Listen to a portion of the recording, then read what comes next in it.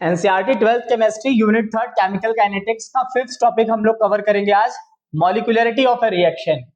Definition देख लेते हैं क्या होता है।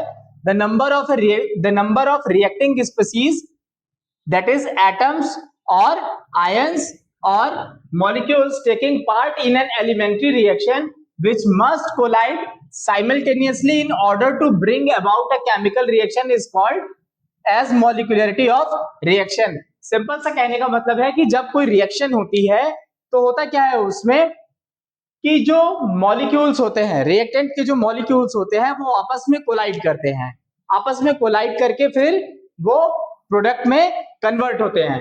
तो ये जो जितने नंबर ऑफ मॉलिक्यूल्स कोलाइड हो रहे हैं एक रिएक्शन में, उसी को उस रिएक्शन की मॉलिक्यूलरिटी कहते हैं।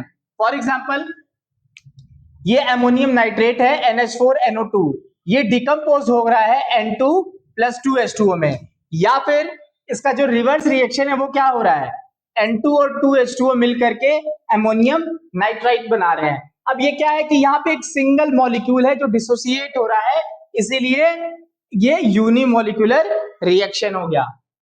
सेकेंड देखते हैं एग्जांपल में, हाइड्रोजन और आयोडीन के एक एक मॉलिक्यूल आपस में कोलाइड करके 2 मॉलिक्यूल्स ऑफ हाइड्रोजन आयोडाइड बना रहे हैं। मतलब 1 मॉलिक्यूल ऑफ हाइड्रोजन और 1 मॉलिक्यूल ऑफ आयोडीन, मतलब 2 मॉलिक्यूल्स कोलाइड करके एक प्रोडक्ट बना रहे हैं इस रिएक्शन में, इसीलिए ये बायमॉलिक्यूलर रिएक्शन है।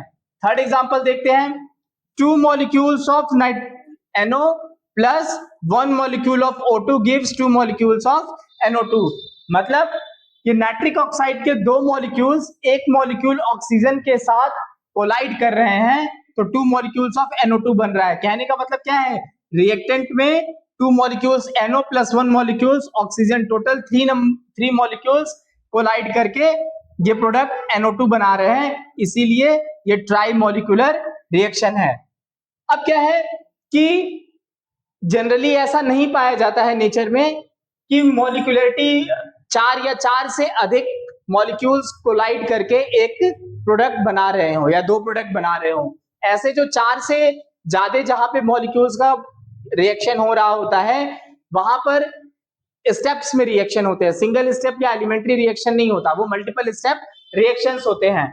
जो मल्टीपल स्टेप रिएक्शंस होते हैं उन्हें हम कॉम्प्लेक्स रिएक्शन कहते हैं। और कॉम्प्लेक्स रिएक्शन में एक बात आपको नोट करनी है कि complex reaction multiple step reaction होते हैं, ठीक है।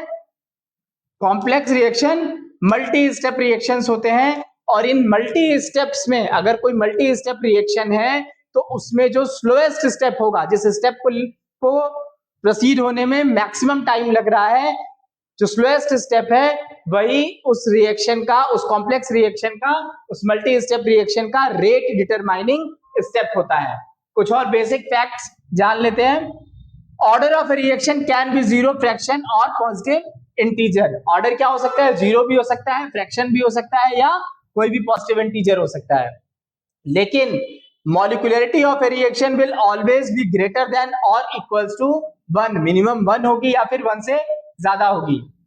Probability of colliding of more than 4 or more molecules is very less and hence molecularity above 3 is not generally found। अभी हमने बात किया कि 3 या 3 से अधिक मॉलिक्यूल्स या 4 या 4 से अधिक मॉलिक्यूल कोलाइड करके सिंगल स्टेप में कोई प्रोडक्ट बना रहे हो, ये जनरली नेचर में नहीं मिलता है, इसीलिए वो मल्टीपल स्टेप रिएक्शन होते हैं या कॉम्प्लेक्स रिएक्शन होते हैं, और उसमें जो स्लोएस्ट स्टेप होता है वही रेट डिटरमाइनिंग स्टेप होता है। और एक बात जान लेते हैं कि molecularity of slowest step is the order of overall reaction. अगर कोई रिएक्शन, कोई मल्टीपल स्टेप रिएक्शन, कोई कॉम्प्लेक्स रिएक्शन हमें दिया हुआ है और हमने ये डिटरमाइन कर लिया कि इसका स्लोएस्ट स्टेप कोई पर्टिकुलर स्टेप है, तो उस जो स्लोएस्ट स्टेप का ऑर्डर होगा वही उस पूरे ओवरऑल रिएक्शन का, जो पूरा कॉम्प्लेक्स रिएक्शन है उसका ऑर्डर ऑफ रिएक्शन होगा।